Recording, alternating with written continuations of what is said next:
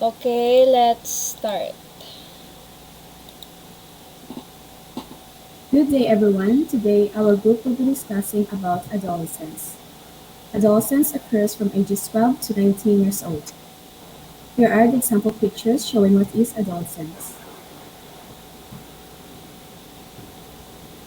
This stage is not just about having a group of friends or being attracted to an opposite gender.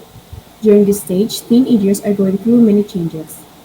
In our presentation, we are going to discuss the general description of the developmental stage, the physical, cognitive, and psychosocial development, teaching strategies which include the short-term and long-term memory, and long-term learning, and the nursing interventions. Now let's define what is adolescence. Adolescence is a period of transition between childhood and adulthood. Children who are entering adolescence are going through many changes. It may be physical, intellectual, personality, and social developmental. This can be further discussed on the following slides. Adolescence begins at puberty, which now occurs earlier on the average than in the past according to Clevel and Clinic.org.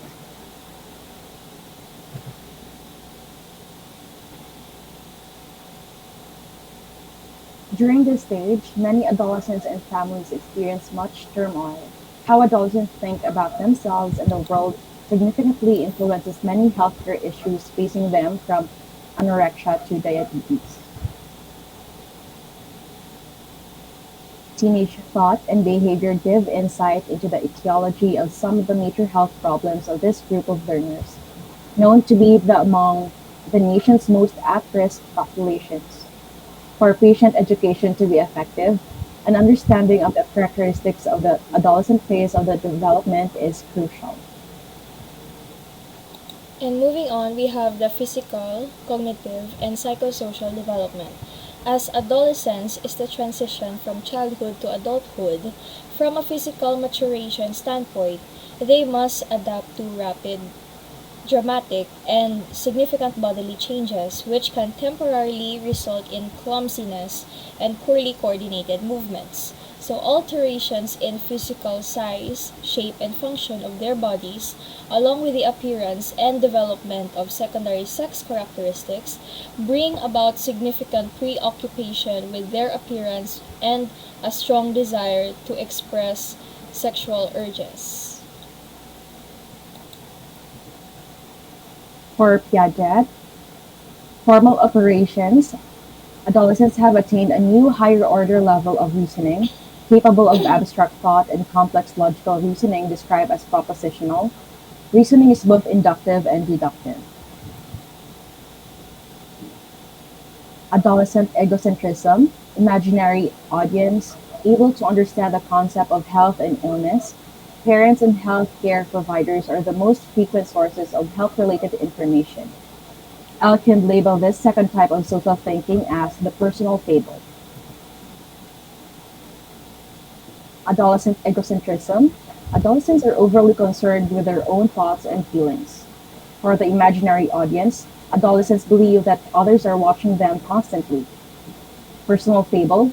Adolescents believe that their experience and feelings are unique. Illusion of invulnerability. Adolescents think that misfortune happens only to others.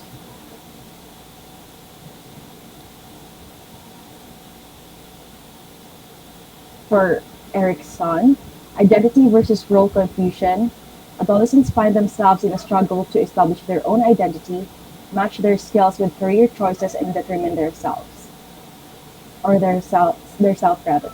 Teenagers have a strong need for belonging to a group, friendship, peer acceptance, and peer support.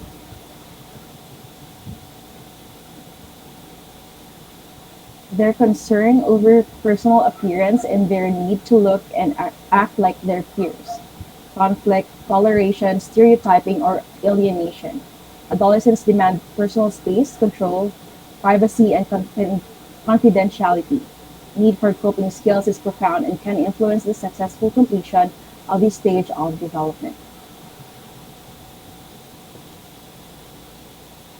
Okay, so we have the teaching strategies for serious health problems, asthma, learning disabilities, eating disorders, diabetes, a range of disabilities as a result of injury or psychological problems as a result of depression or physical and or emotional maltreatment. And there is also another in the serious health problems, high risk for teen pregnancy, the effects of poverty, drug or alcohol abuse, and sexually transmitted diseases such as AIDS and venereal disease. And there are three leading causes of death, which is the accidents, homicide, and suicide. So the use of medical services, the least frequently of all age groups. Adolescent health has not been a national priority, and their health issues have been largely ignored by the healthcare system. And potential topics for teaching: sexual adjustment, contraception, venereal disease, accident prevention, nutrition, and substance abuse. So those with illness or disability often comply poorly with medical regimens and continue to indulge in risk-taking behaviors. So because of their preoccupation with body image and functioning and the perceived importance of peer acceptance and support. So the greatest challenge to the nurse is to develop that holistic relationship, which is mutually respected and trusting relationship, and to be able to participate fully in all aspects of learning. And the factors in providing education effectively: availability, visibility, quality, confidentiality, affordability, flexibility, and coordination.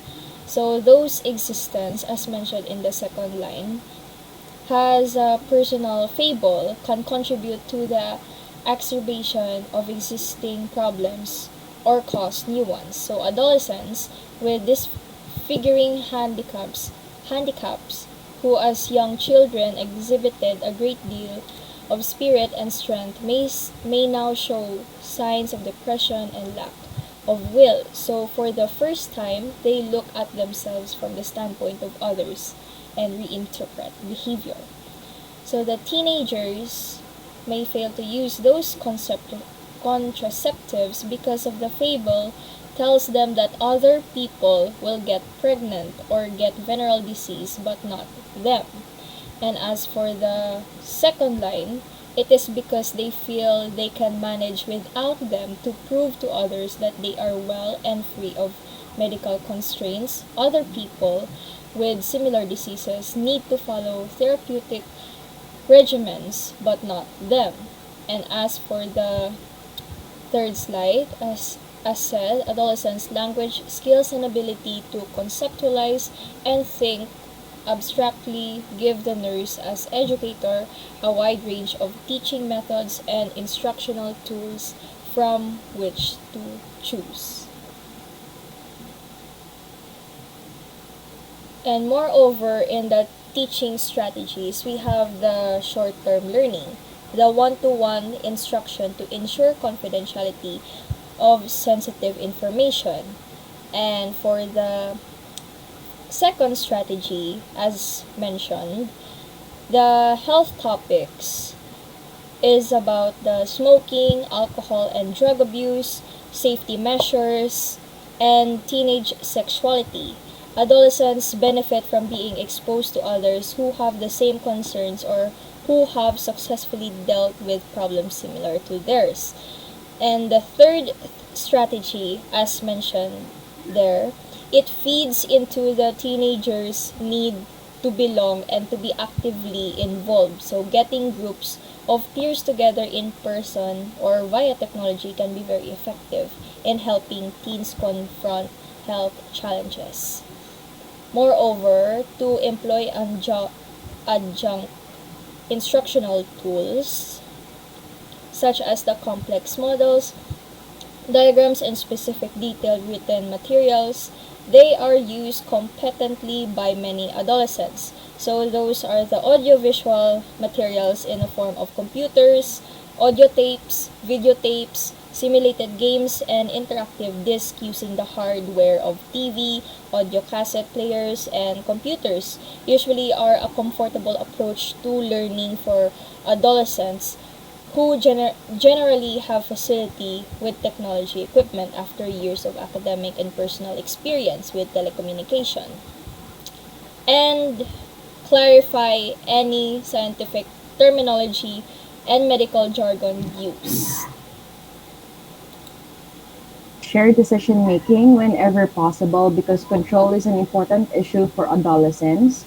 Include them in formulating teaching plans related to teaching strategies, expected outcomes, and determining what needs to be learned and how it can best be achieved to meet their needs for autonomy.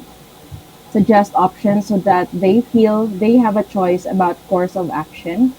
Give a rationale for all that is said and done to help adolescents feel a sense of control. Approach them with respect, tact, openness, and flexibility to elicit their attention and encourage their responsiveness to teaching learning situations. Expect negative responses, which are common when self image and self integrity are threatened. Avoid confrontation and acting like an authority figure instead of directly contradicting their opinions and beliefs. Acknowledge their thoughts and then casually suggest an alternative viewpoint or choices, such as, yes, I can see your point, but what about the possibility of?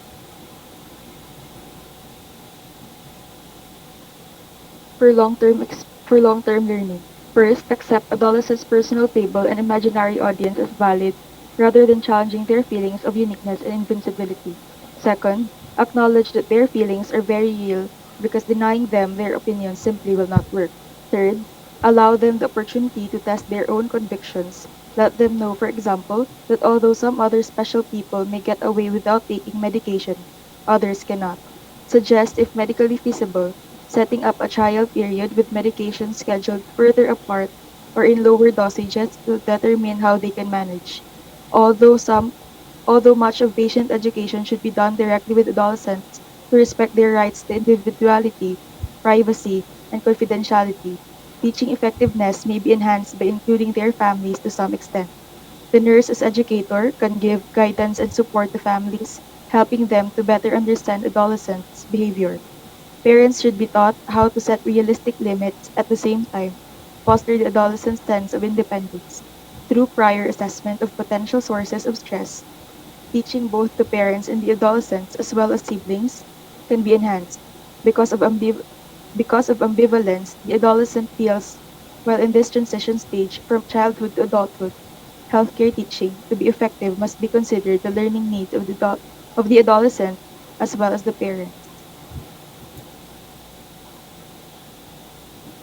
Now, for the nursing interventions, the nurse as educator can give guidance and support to families, helping them better understand adolescent behavior through prior assessment of potential sources of stress. Teaching both the parents and adolescent can be enhanced.